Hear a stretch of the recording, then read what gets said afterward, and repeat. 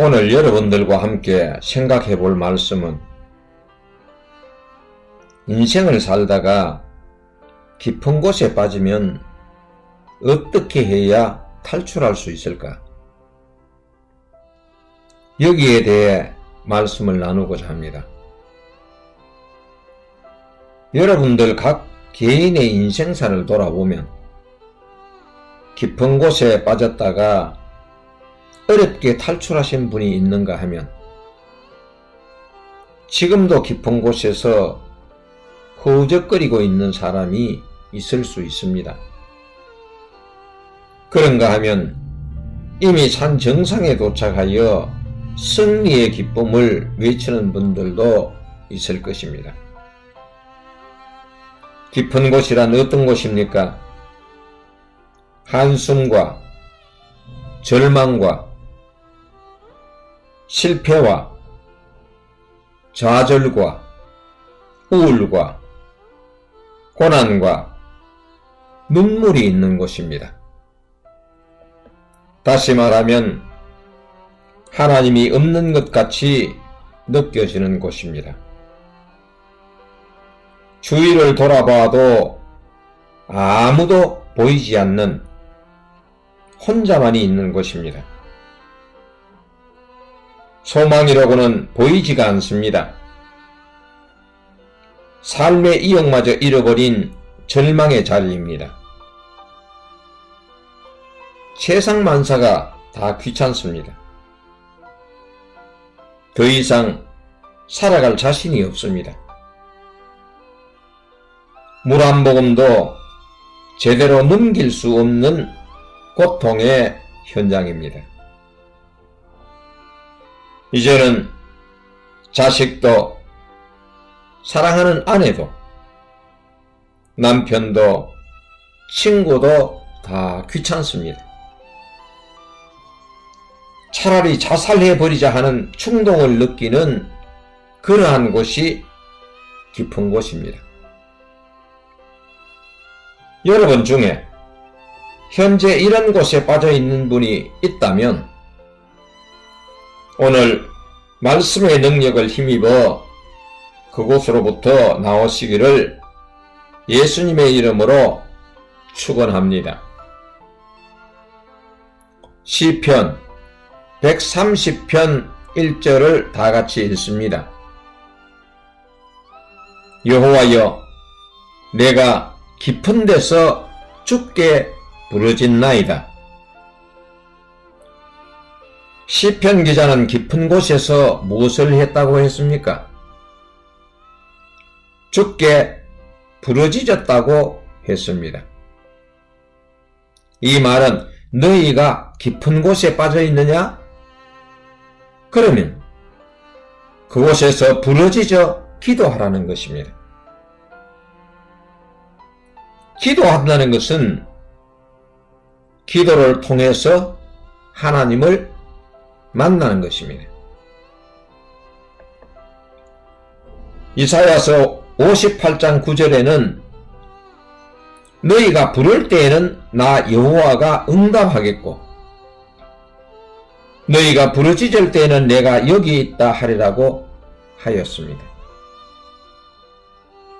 시편 기자는 이것을 알기에 깊은 곳에서 부르짖어 기도하고 있는 것입니다. 하나님을 만나는 장소가 깊은 곳에서 기도해야만 만나느냐? 그것은 아닙니다. 기도의 장소는 어디든지 상관이 없습니다. 당신이 기도할 수 있는 그곳이 하나님을 만나는 장소입니다. 시편 기자는 아무도 도와줄 수 없는 깊은 곳에서라도 부르짖어 기도하면 하나님을 만날 수 있다고 합니다. 기도하는 자가 꼭 기억해야 할 것은 기도하면 하나님께서 듣고 계신다는 확신을 가지시기 바랍니다. 예레미야서 29장 12절에 보면 너희가 내게 부르짖으며 내게 와서 기도하면 내가 너희들의 기도를 들을 것이오라고 하였습니다. 여러분, 깊은 곳에 빠져 있습니까? 여러분이 보시기에 앞이 캄캄하고 나아갈 길이 보이지 않습니까? 그렇다면 서 있는 자리에서 부르짖어 기도하십시오. 기도하지 않고는 견딜 수 없는 곳이 깊은 곳입니다. 깊은 곳에 있다면 주위를 돌아보세요. 시력같이 어둡습니다. 주위에는 아무도 없습니다.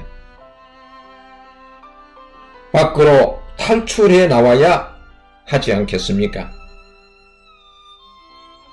그래서 살려달라고 부르짖어 기도하라는 것입니다. 부르짖어 기도하면 구원해 주실 하나님을 만나게 됩니다. 초대교회 때에 바울과 실라가 복음을 전하다가 감옥에 갇혔습니다.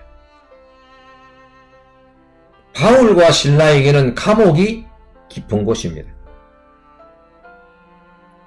그들은 감옥에서 절망하지 않았습니다. 부르짖어 기도하면 하나님을 만날 수 있다는 것을 확신했습니다. 그들이 감옥에서 찬양과 기도를 할 때 어떤 결과가 나타났습니까? 옥문이 열리는 경험을 합니다. 바울과 실라에게는 감옥이 깊은 곳, 그것이 하나님을 만날 수 있는 장소였습니다. 부르짖는 기도는 위급을 알리는 기도입니다. 마치 생명이 위급할 때 911에 알리는 것과 같습니다. 자녀가 위험에 처해 있다는 소식을 들은 부모라면 그 소식을 듣자마자 하던 일을 중단하고 아들 있는 곳으로 달려갈 것입니다. 한 가지 예를 들겠습니다. 아빠가 2층에서 컴퓨터를 하면서 중요한 업무를 보고 있습니다. 그런데 1층에서 아들이 자지러지게 울고 있습니다. 아빠가 그냥 컴퓨터만 하고 있겠습니까? 아들에게 무슨 일이 일어났는가 한숨에 달려갈 것입니다. 하나님과 우리 사이가 어떤 관계입니까? 아버지와 아들의 관계가 아닙니까? 자녀가 깊은 곳에 빠졌는데 침묵하고 있을 부모가 어디 있겠습니까? 하나님은 우리의 아버지이십니다. 시편 130편 2절을 한번 봅니다. 주여 내 소리를 들으시며 나의 부르짖는 소리에 귀를 기울이소서라고 시편 기자는 기도하고 있습니다. 시편 기자는 자신이 기도하면 하나님께서 듣고 계신다는 것을 믿고 있습니다. 2절에서 주여 내 소리를 들으시며 라고 하고 있지 않습니까? 성경에서 보면 하나님께서 부르시면 우리가 듣습니다. 또 우리가 소리치며 부르짖으면 하나님께서 들으시고 반응을 하십니다. 그래서 야고보 사도는 믿음의 기도는 병든 자를 구원하리니 주께서 그를 일으키시리라고 야고보서 5장 15절에는 말씀하고 있습니다. 하나님을 믿는 자녀라면 질병이 왔을 때 아버지에게 낫게 해달라고 기도하는 것 당연하지 않습니까? 그래서 야고보 사도는 병이 들었느냐? 기도하라. 그러면 주께서 일으키신다고 하는 것입니다. 저는 죽음의 깊은 곳에 2번이나 빠졌습니다. 한 번은 35세 때이고 다른 한 번은 65세 때입니다.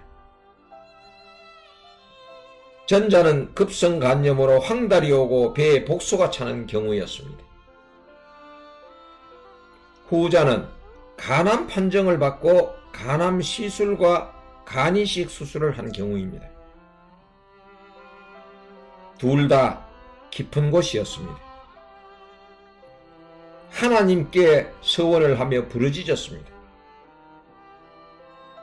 2번 모두 하나님께서 나의 부르짖는 소리를 들어주셨습니다.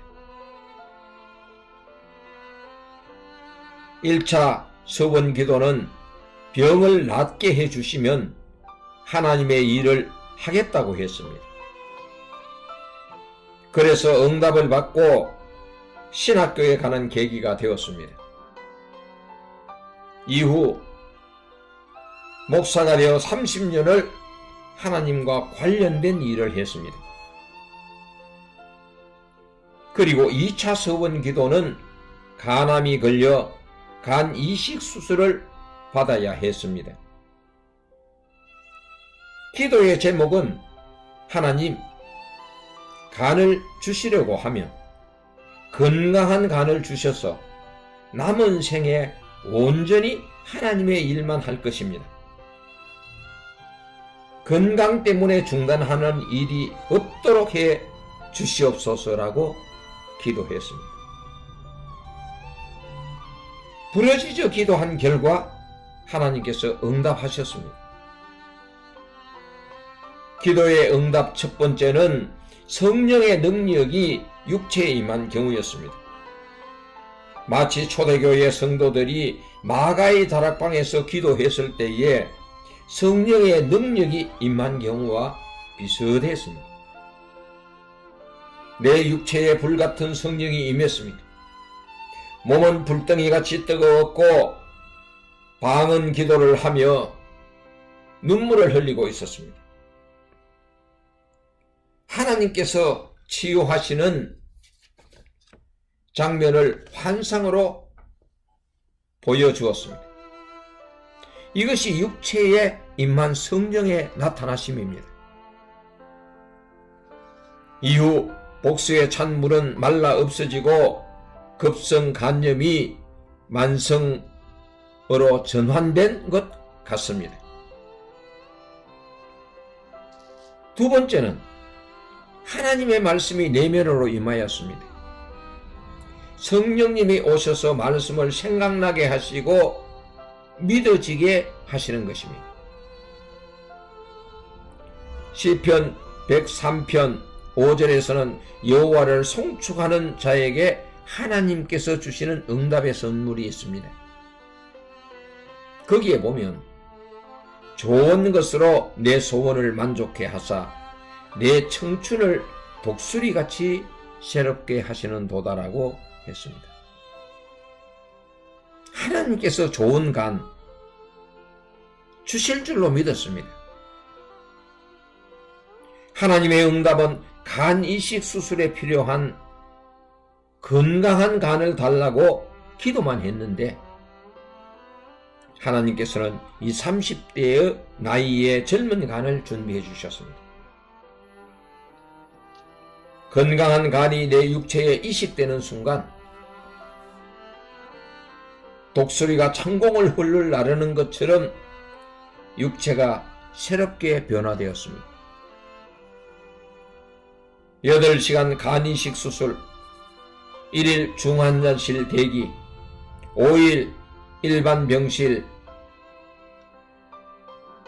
입원한 지 일주일 만에 퇴원을 하였습니다.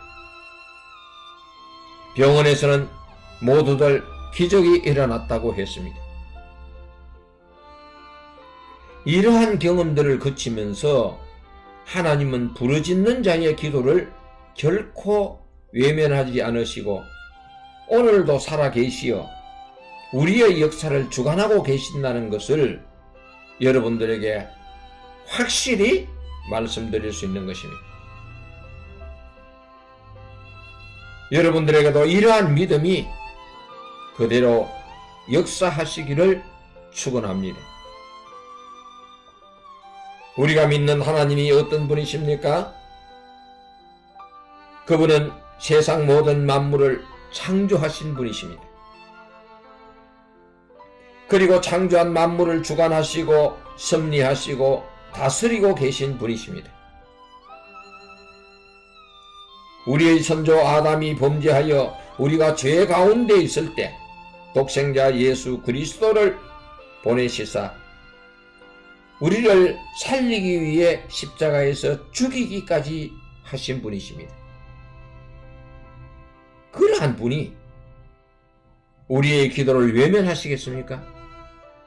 절대로 외면하지 않는다는 믿음을 가지시기 바랍니다. 그리고 기도의 응답의 결과는 하나님께 속해 있습니다. 하나님께서 곧장 응답하실지 아니면 노하실지 보류하실지는 그분의 주권입니다. 어떤 결과가 나오든지 우리는 순종하면 복이 됩니다. 모든 결정에는 하나님의 뜻이 담겨 있기 때문입니다. 위대한 신앙인들 중에는 깊은 곳에 빠진 사람들이 많이 있습니다. 요셉이 보디발의 집 감옥에 갇혔을 때가 깊은 곳입니다. 다니엘이 사자굴 속에 던져졌을 때가 깊은 곳입니다. 다윗이 사울에게 쫓겨 숨어 다닐 때가 깊은 곳입니다. 그리고 욥이 병들어 고통 가운데서 언제나 일어날까 언제나 밤이 갈까 하며 새벽까지 이리 뒤적 저리 뒤적 하는 때가 깊은 곳입니다. 이들이 깊은 곳에 빠져서 다 망했습니까? 그렇지 않습니다. 요셉은 애굽의 2인자의 자리인 총리가 되었습니다. 다윗은 이스라엘 모든 지파의 왕이 되었을 뿐만 아니라 그의 후손을 통해 메시아 탄생이라는 축복을 받았습니다. 다니엘은 우상에 굴하지 않는 신실한 믿음의 사람으로서 이스라엘을 바벨론의 포로에서 귀향시키는 지도자가 되었습니다. 욥은 고난을 통과하며 고난이 죄의 결과가 아니라는 것을 증명한 사람이며 의인으로서 고난을 통과하고는 갑절의 축복을 받은 사람입니다. 오늘 말씀을 마치고자 합니다. 누구나 인생을 살다 보면 깊은 곳에 빠질 수 있습니다. 그곳에서 두려워하지 마시고 좌절하지 마시기 바랍니다. 깊은 곳에서 빠져나오는 방법은 단 한 가지 뿐입니다. 하나님께 부르짖는 것입니다. 마치 911에 연락하여 위급사항을 알리는 것과 같습니다. 하나님께서는 깊은 곳에서 부르짖는 자의 기도를 들으신다고 했습니다. 만물을 주관하고 섭리하시는 전지전능하신 분이 내 기도를 들으셨으면 내가 할 수 있는 행동은 다 취한 것입니다. 이제는 그분의 응답만 기다리면 됩니다. 그분이 오라고 하면 가고 조금 더 머물라 하면 머물면 됩니다. 내가 할 수 있는 일은 그분의 처분을 기다리는 것입니다.